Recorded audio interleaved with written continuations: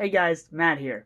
So today I want to talk to you about an experience I had yesterday, and that was going to Galaxy's Edge at Disney.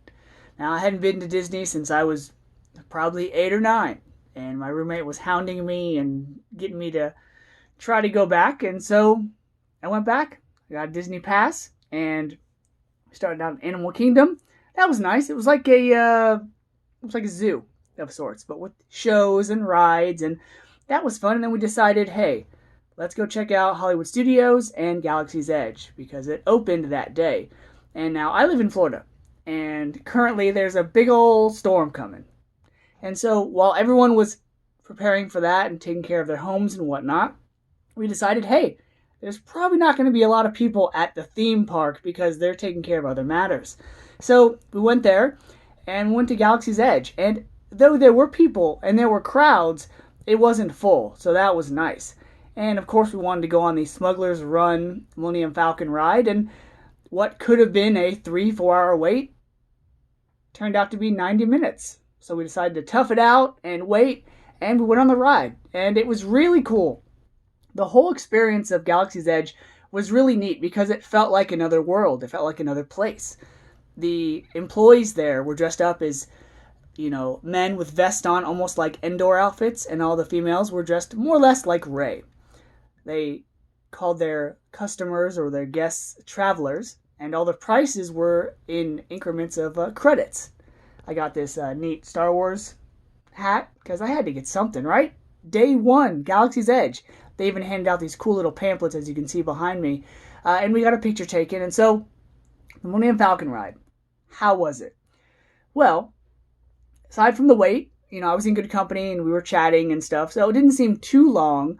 And along the way, as you were going through the corridors and stuff, they had different storage containers and units and stuff that had QR barcodes you could take a picture of, and they'd give you like points or something on your Disney app.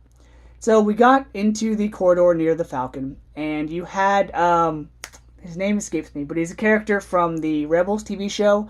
He's like a smuggler, and he gives you this little speech that each crew is divided into 3 parts. You have pilots, gunners, and engineers. Pilots to fly the ship, gunners to, of course, man the guns, and engineers to take care of the ship in case there's any damage. And so once you get in there, you need 6 people per crew. 2 gunners, 2 pilots, 2 engineers. And so right before you go into the cockpit, there's, that little lobby type area, as you see in the movies, where they have the game and the table. You have a little storage area that had a porg's nest in it. You had storage for blankets and stuff. So it was neat. It was very confined, but you could tell it was the Falcon. They had the cylindrical hallways with the white stuff on it, because I always wondered, is that stuff like soft and foamy, or is it hard and rigid? And it was hard. So we got into the cockpit, and the 2 pilots sat up front. The other gunner and I sat behind them in the middle, and then the engineers were in the back. So 6 people total. Now, yes, the gunners in the movies were placed in other areas in the ship, but, it's a ride. It's a gimmick, so I didn't question it. But the cockpit looked very realistic. So before you take off, the smuggler guy gives you this little spiel that, hey, you're trying to steal this coaxium from this train. And that's the chemical from Solo.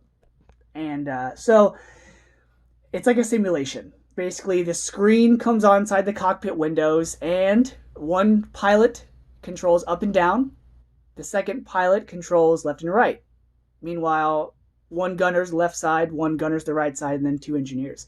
So you take off, and it was really cool because you actually steered the ship. Whatever direction you made the controls go, that's the way the cockpit and the ship itself went. And when you fired the gun, you saw a blue beams, blue missiles coming from the left side, which was me, and the other guy had red on the right. And it was neat because you feel like you're in the ship. You have to rely on the pilots to steer correctly, because if you don't, you could take a nosedive, you could go too high, you could crash, you could run into stuff. It was really neat. Many times we were saying, don't kill us, to the pilots. And like I said, it was a simulation where you sit in a chair, and the thing you're inside angles and pivots and stuff like the Back to the Future ride, Transformers, Spider-Man, a couple others. But it was really fun. The ride overall was about 5-10 minutes long, but it was neat and it felt like an experience, especially going into hyperspace. That was awesome.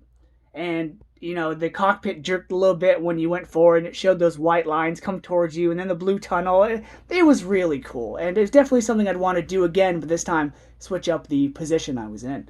And then the walkout, you have the corridors, with the pipes and the storage areas and stuff, and it was overall a really good experience. The only gripe I had with the park itself is that it was all post original trilogy. It was all themed after stuff from Force Awakens and on. And granted, Disney does have Star Tours, which is like the original trilogy type ride, but I just wish they made more things. Granted, they'd have to make a much bigger park to accommodate things from all of the movies, but people want to see Darth Vader.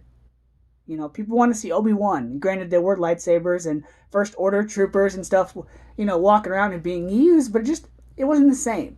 It was a version of Star Wars, but not the Star Wars that some people want. But overall, I had a really good time, and I would definitely recommend it to any Star Wars fan. So until next time, see ya. May the Force be with you. Always.